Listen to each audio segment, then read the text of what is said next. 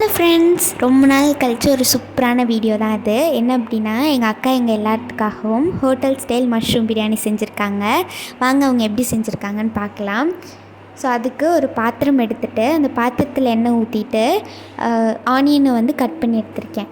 அந்த ஆனியனை கட் பண்ணி எடுத்ததை வந்து இந்த பாத்திரத்துக்குள்ளே சேர்த்துட்டு வதக்கிக்கலாம். வதக்கினதுக்கப்புறமா மஷ்ரூம்ஸை வந்து வாஷ் பண்ணி வச்சுருக்கேன். அப்புறம் வந்து 2 பச்சை மிளகாய் சேர்த்துட்டு நல்லா வதங்கினதுக்கப்புறமா கொத்தமல்லி, புதினா இதெல்லாம் சேர்த்துட்டு நல்லா வதக்கிக்கணும். இந்த மாதிரி நல்லா வதக்கி எடுத்ததுக்கப்புறமா பூண்டு சேர்த்துக்கிறேன். பூண்டு சேர்த்துட்டு வந்து கொஞ்சம் நேரம் இதை ஆற வச்சுட்டு மிக்ஸி ஜாருக்குள்ளே சேர்த்து இந்த மாதிரி ஒரு ஃபைன் பேஸ்ட்டாக நான் அரைச்சி எடுத்துக்கிறேன். அதுக்கப்புறம் பொடி பொடியாக வந்து பூண்டு, இஞ்சியை வந்து நான் காமிக்கிற மாதிரி கட் பண்ணி எடுத்துக்கிறேன். அப்புறம் குக்கர் எடுத்துகிட்டு அதில் கொஞ்சம் எண்ணெய் ஊற்றிட்டு கூட நெய்யும் ஊற்றிக்கிறேன். அப்புறம் வந்து பட்டை, கிராம்பு, நட்சத்திர சோம்பு இதெல்லாம் சேர்த்துட்டு நல்லா வதக்குனதுக்கப்புறமா பெரிய வெங்காயத்தை கட் பண்ணி வச்சுருக்கேன்.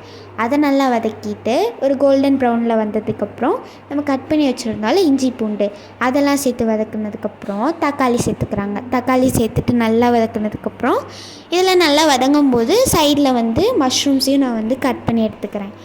அதுக்கப்புறம் அதை நல்லா கட் பண்ணி எடுத்துகிட்டு நம்ம ஒரு பேஸ்ட் பண்ணி வச்சுருந்தோம்ல, மஷ்ரூம் சேர்க்கறதுக்கு முன்னாடி அந்த பேஸ்ட்டை சேர்த்துட்டு நல்லா வதக்கிக்கணும். நல்லா வதக்கினதுக்கப்புறம் ஆனியனுக்குள்ளெல்லாம் அந்த பேஸ்ட்டு போயிடும்.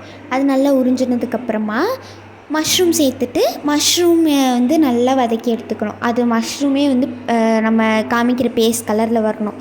அப்புறம் வந்து கொஞ்சம் பிரியாணி மசாலா, கரம் மசாலா, சில்லி பவுடர் இதெல்லாம் சேர்த்துட்டு நல்லா வதக்கிட்டு அரிசி ஊற வச்சுருந்ததை எடுத்து இதில் சேர்த்துட்டு கொஞ்சம் தண்ணி ஊற்றி கலக்கிட்டால் முடிஞ்சுது. அப்புறம் வந்து விசில் வச்சு இது சூப்பராக நம்ம எடுத்து சாப்பிட்லாம். கூட வந்து சைடிஷ்க்கு நான் வந்து லெமன் ஆனியன் தான் எடுத்திருக்கேன். சூப்பராக இருந்தது, செம்ம டேஸ்ட்டு. சொல்லும் போதே எனக்கு எச்சி ஊறுது. ஸோ நீங்களும் ட்ரை பண்ணி பார்த்துட்டு எப்படி இருக்குன்னு கீழே கமெண்ட்டில் சொல்லுங்கள். டாட்டா, பாய் பாய்.